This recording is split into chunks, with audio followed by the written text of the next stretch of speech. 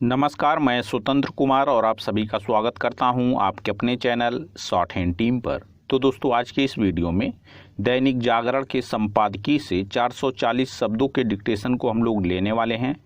इसे हम 3 अलग अलग स्पीड में लेंगे। पहली बार में 70 की स्पीड में, दूसरी बार में 80 की स्पीड में, तो तीसरी और आखिरी बार में इसी डिक्टेशन को हम लोग 90 की स्पीड में लेने वाले हैं। अगर आपको इस डिक्टेशन के PDF की ज़रूरत है तो आप हमारे टेलीग्राम ग्रुप को ज्वाइन कर सकते हैं। ग्रुप का लिंक इसी वीडियो के ठीक नीचे डिस्क्रिप्शन बॉक्स में आपको मिल जाएगा। तो 70 की स्पीड में आपका डिक्टेशन स्टार्ट होगा। 5 सेकेंड के बाद, तब तक के लिए आप रेडी रहें।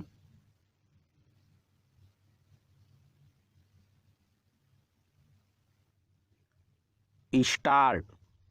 विपक्षी दल किस तरह निरर्थक, निराधार और देश का समय एवं ऊर्जा बर्बाद करने वाले मुद्दों की ताक में रहने लगे हैं, इसका नया प्रमाण है निर्माणाधीन संसद भवन के ऊपर स्थापित अशोक स्तंभ की प्रतिकृति में बने शेरों की मुख मुद्रा को लेकर उठाई गई आपत्ति। पहले विपक्षी नेताओं ने यह प्रश्न उछाला कि इस प्रतिकृति का अनावरण प्रधानमंत्री ने क्यों किया। जब उन्हें यह पता चला कि इस अवसर पर लोकसभा के अध्यक्ष और राज्यसभा के उपसभापति भी उपस्थित थे, तो वे ऐसा कुछ खोजने लगे जिस पर आपत्ति जताई जा सके। अंततः उनकी दृष्टि इस प्रतिकृति में बने शेरों के मुख पर गई और फिर उन्होंने ऐसी बेतुकी बातों के साथ हंगामा खड़ा कर दिया कि ये तो सारनाथ जैसे नहीं बल्कि गिर के जंगलों सरीखे शेर लग रहे हैं। यह स्पष्ट ही है कि गिर का उल्लेख करके यह बताने की कोशिश की गई कि चूंकि प्रधानमंत्री गुजरात से आते हैं, इसलिए वहाँ के शेरों को महत्ता दी गई। क्या ऐसी बात करने वाले यह बता सकते हैं कि सैकड़ों वर्ष पहले सारनाथ के अशोक स्तंभ पर उकेरे गए शेर देश के किस हिस्से के थे?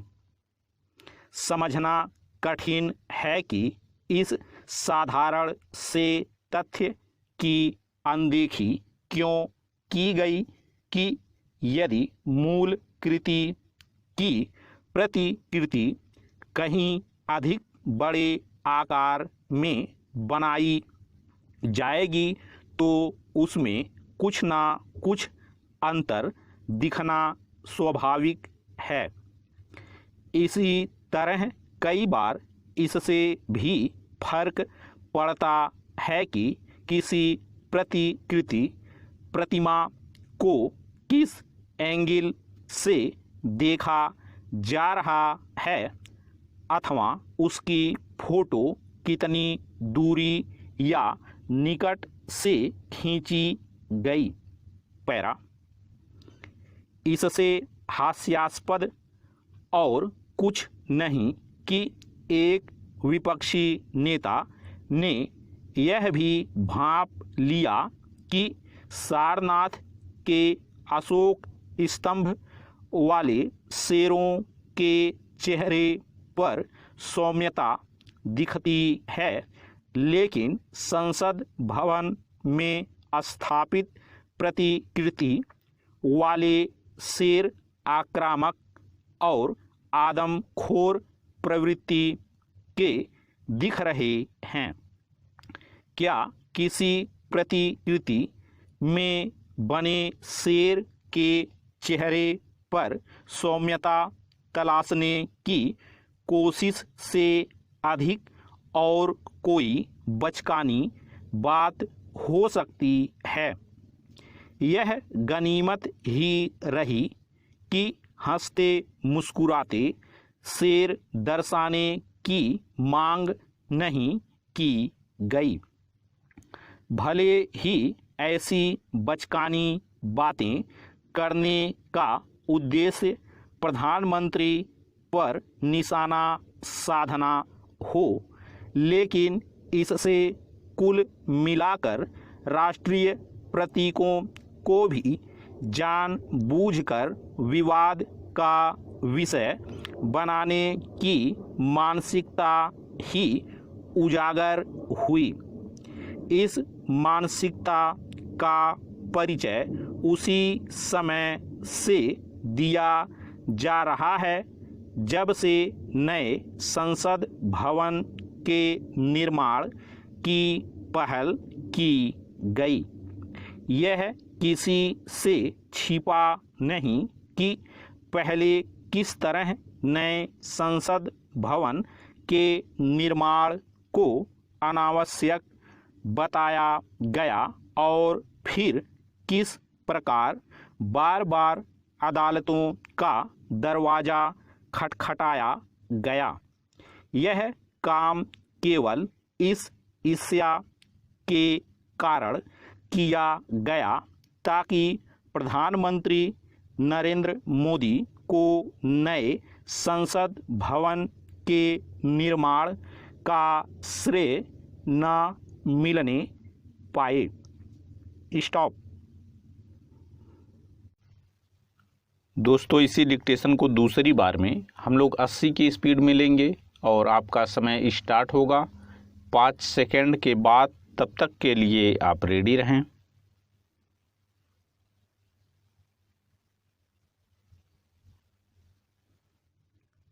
स्टार्ट।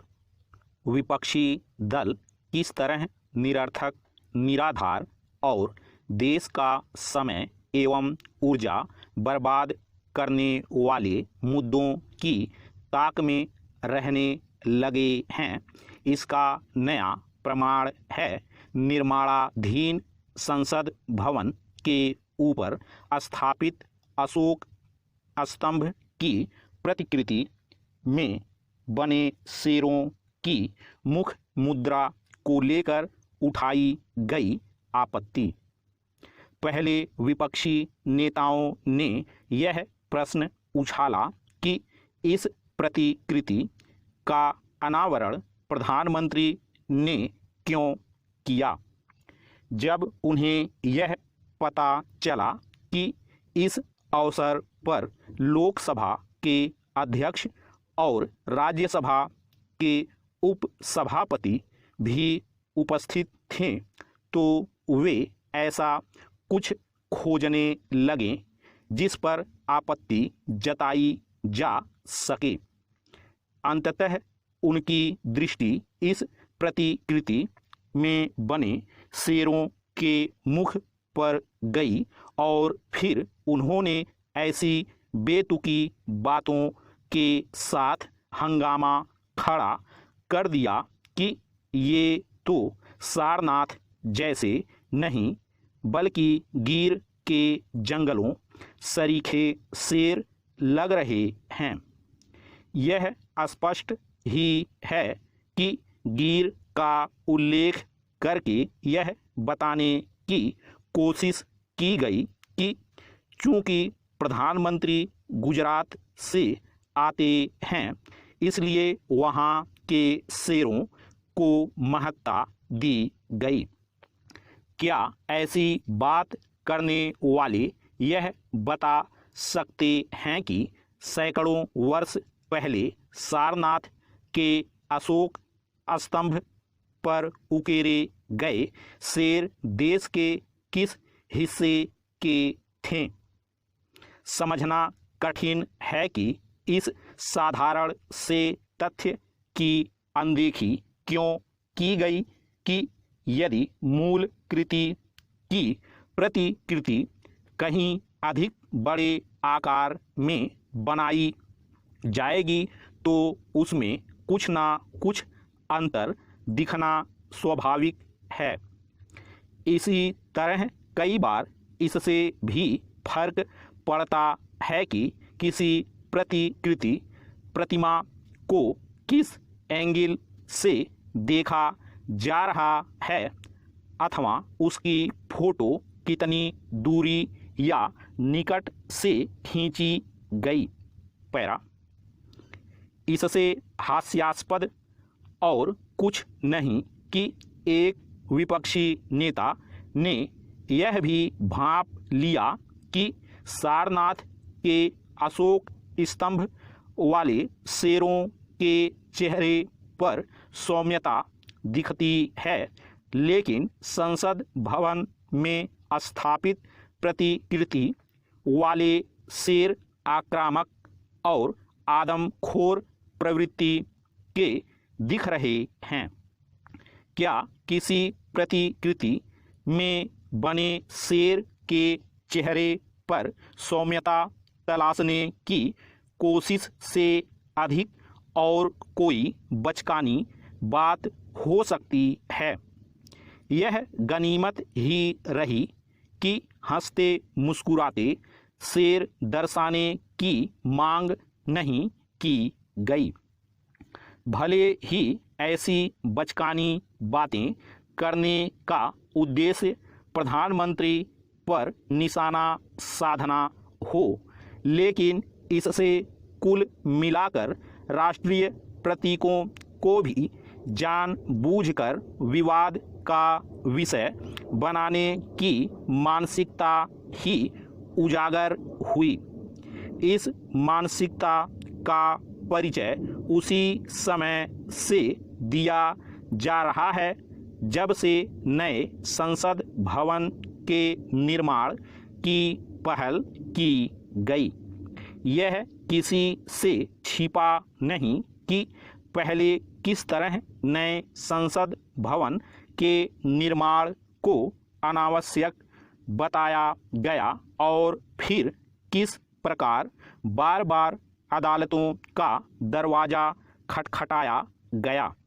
यह काम केवल इस ईर्ष्या के कारण किया गया ताकि प्रधानमंत्री नरेंद्र मोदी को नए संसद भवन के निर्माण का श्रेय न मिलने पाए। स्टॉप। दोस्तों, तीसरी और आखिरी बार में इसी डिक्टेशन को हम लोग 90 की स्पीड में लेने वाले हैं और आपका समय स्टार्ट होगा 5 सेकंड के बाद। तब तक के लिए आप रेडी रहें।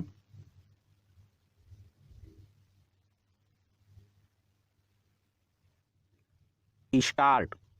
विपक्षी दल किस तरह निरर्थक, निराधार और देश का समय एवं ऊर्जा बर्बाद करने वाले मुद्दों की ताक में रहने लगे हैं, इसका नया प्रमाण है निर्माणाधीन संसद भवन के ऊपर स्थापित अशोक स्तंभ की प्रतिकृति में बने शेरों की मुख मुद्रा को लेकर उठाई गई आपत्ति।